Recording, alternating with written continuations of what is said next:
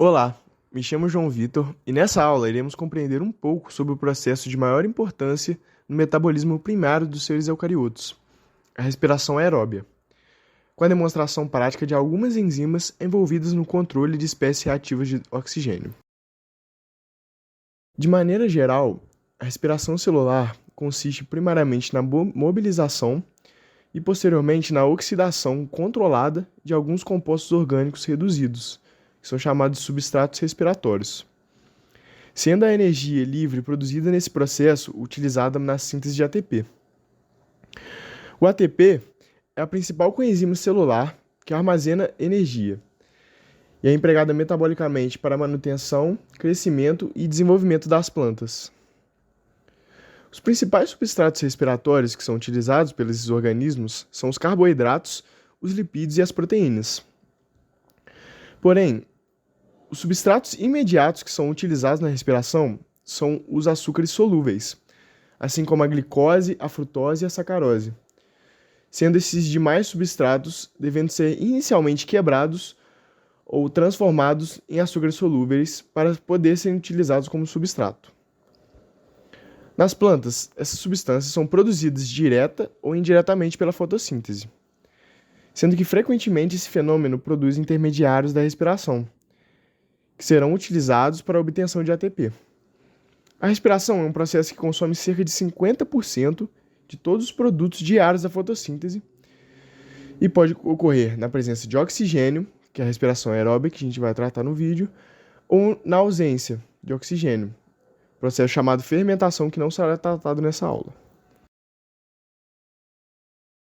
A respiração aeróbia apresenta o oxigênio como um agente de oxidação desses substratos.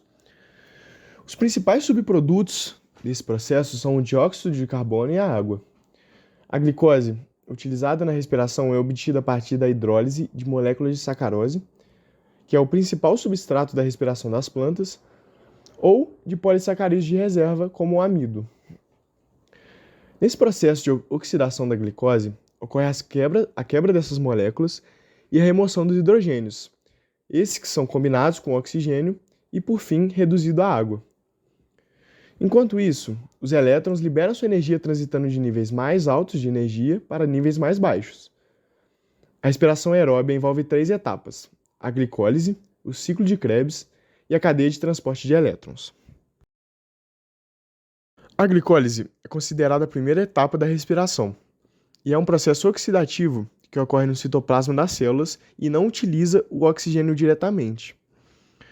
Ela se inicia com a fase preparatória, onde a glicose ou outros substratos são direcionados para a produção de açúcares de 3 carbonos, as trioses fosfatadas, utilizando nesse processo 2 moléculas de ATP durante a oxidação. Nessa primeira fase do processo, portanto, não há produção de ATP, mas há consumo, juntamente com a produção de 2 moléculas de 3-PG-ALD por molécula de glicose oxidada. Em seguida, ocorre a fase de conservação de energia da glicólise, onde as 2 moléculas de 3-PG-ALD produzidas são convertidas, em uma sequência de reações, em 2 moléculas de piruvato, que é o principal substrato do ciclo de Krebs. Para cada molécula de 3-PG-ALD oxidada, 2 moléculas de ATP são produzidas, em uma fosforilação a nível de substrato, o que resulta em um rendimento final de 4 moléculas de ATP por glicose oxidada. Ao mesmo tempo, são formadas 2 moléculas de NADH, um fator reduzido envolvido na bioenergética da respiração como agente redutor na cadeia transportadora de elétrons. Além do piruvato, outro importante intermediário formado durante a fase glicolítica é o fosfenolpiruvato, o PEP, que pode ser convertido em oxalacetato e posteriormente em malato, funcionando como substrato alternativo e complementar ao piruvato no ciclo de Krebs. Na presença de oxigênio, a oxidação completa da glicose envolve a transferência do piruvato para as mitocôndrias, organelas com 2 unidades de membrana, onde acontecem o ciclo de Krebs e a cadeia transportadora de elétrons. Entre essas membranas se forma um ambiente denominado espaço intermembranas, que é extremamente importante para a síntese de ATP no processo de fosforilação oxidativa e um processo associado com o funcionamento da cadeia transportadora de elétrons. Na respiração aeróbia, o piruvato é transportado para a matriz mitocondrial, onde ocorre a reação de transformação do piruvato em acetil-CoA. A primeira reação propriamente dita do ciclo de Krebs envolve a transformação da acetil-CoA e do oxalacetato em citrato, que então é oxidado a isocitrato, 2-oxoglutarato, succinil-CoA, succinato, fumarato e malato, e finalmente a oxalacetato, retomando o ciclo. A cada molécula de piruvato que entra no ciclo de Krebs, são produzidas 3 moléculas de gás carbônico. E os elétrons liberados nas reações oxidativas são utilizados para reduzir, por desidrogenases, 4 moléculas de NAD+, a NADH, e uma molécula de FAD a FADH2, além da produção de uma molécula de ATP. Como ao final da glicólise são produzidas 2 moléculas de piruvato, para a completa oxidação da glicose, é necessário que o ciclo de Krebs gire 2 vezes, dobrando o saldo de produtos do processo, no total de 8 moléculas de gás carbônico, 8 de NADH, 2 moléculas de FADH2 e 2 moléculas de ATP, que se somam às 2 moléculas iniciais de ATP provenientes da glicólise. Assim, o principal produto dessa fase, que é aproveitado em seguida, são as moléculas reduzidas de NADH.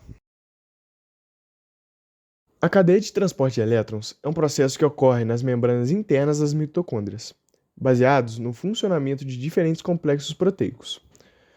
O principal substrato do processo é a coenzima NADH, que é oxidada no complexo 1, e os elétrons liberados na reação são transferidos ao pool de ubiquinona, que é um carreador de elétrons presente nas membranas.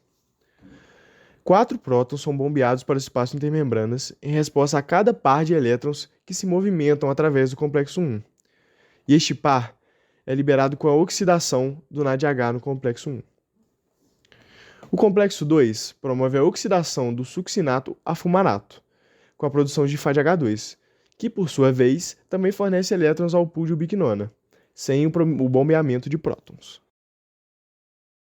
O complexo 3 oxida a ubiquinona reduzida e transfere seus elétrons ao citocromo C, uma proteína periférica da membrana interna, que por sua vez transfere elétrons para o complexo 4. Assim, como no complexo 1, 4 prótons são bombeados para o espaço intermembranas, para cada par de elétrons que passa pelo complexo 3. O complexo 4 é a oxidase terminal, e realiza a redução do oxigênio a moléculas de água, e 2 prótons são bombeados para o espaço intermembranas para cada par de elétrons que passa por esse complexo. As mitocôndrias vegetais, além de outras proteínas adicionais para a cadeia de transporte de elétrons, apresentam uma via auxiliar de fluxo de elétrons, denominada oxidase alternativa, que consegue receber elétrons diretamente do pool de ubiquinona sem passar pelos complexos 3 e 4, reduzindo o oxigênio à água. O funcionamento da cadeia transportadora de elétrons resulta no bombeamento de prótons da matriz mitocondrial para o espaço intermembranas, possibilitando a formação de um gradiente de potencial eletroquímico entre esses 2 compartimentos.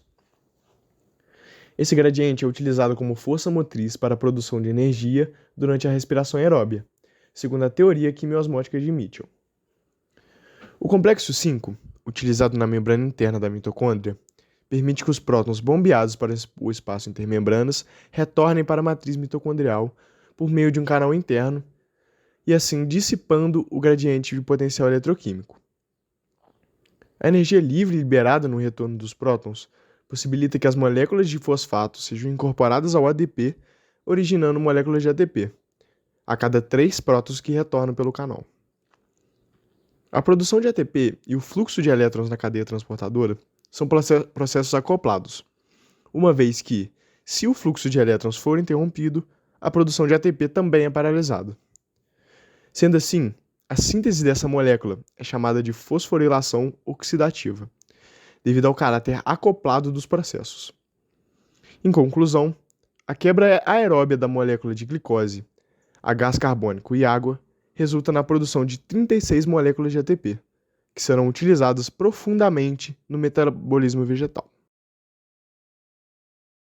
Como visto anteriormente, a via de oxidação padrão na cadeia de transporte de elétrons, chamada de rota oxidativa, resulta na formação de água após o oxigênio receber elétrons da cadeia respiratória, acoplada à fosforilação oxidativa e formação de ATP. Porém, por possuir elétrons desemparelhados, o oxigênio pode receber elétrons em diferentes processos, resultando na formação de radicais livres e espécies reativas de oxigênio, que são moléculas altamente instáveis. Essa via alternativa de redução do oxigênio, nomeada rota oxigenativa, se inicia com a adição de um elétron a uma molécula de oxigênio no estado fundamental, provocando a formação do radical superóxido. Esse radical, em resposta à ação da enzima superóxido dismutase, gera peróxido de hidrogênio, água oxigenada, que é um potente oxidante e inibidor de muitas enzimas essenciais para o metabolismo. O peróxido de hidrogênio, em presença de íons ferro, pode originar o radical hidroxila, espécie química altamente reativa e que causa danos a diversas moléculas celulares, inclusive ao DNA. Como maneira de proteger a maquinaria e o funcionamento celular, o peróxido de hidrogênio deve ser rapidamente eliminado do metabolismo, por ação das enzimas catalases, que promovem a decomposição da substância em água e oxigênio molecular. Nessa prática, iremos demonstrar visualmente a ação das catalases em tubérculos de batata com a adição de água oxigenada.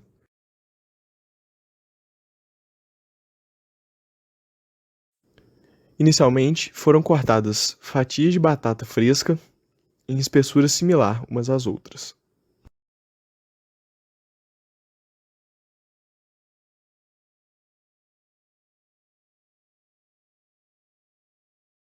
Depois de cortadas, as fatias frescas de batata foram colocadas em um recipiente de vidro.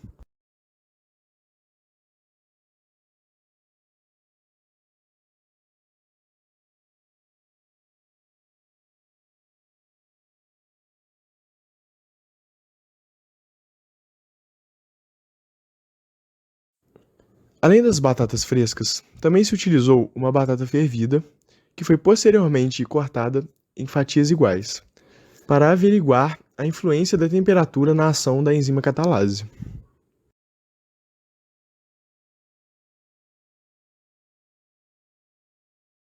As fatias fervidas foram colocadas no mesmo recipiente que as fatias frescas.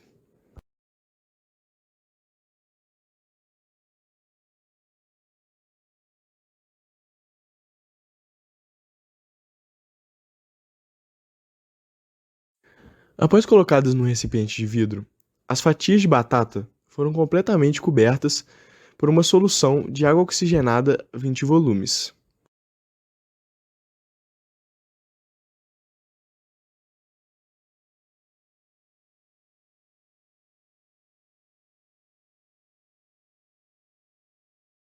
Após a aplicação da água oxigenada no recipiente, pôde-se observar uma resposta relativamente rápida, vinda das fatias da direita, ou seja, as fatias frescas. Começou a se produzir uma espuma meio esbranquiçada, que vem de origem da degradação do peróxido de hidrogênio pela catalase, liberando água e oxigênio na forma de gás, que faz essas bolhas serem liberadas para o meio.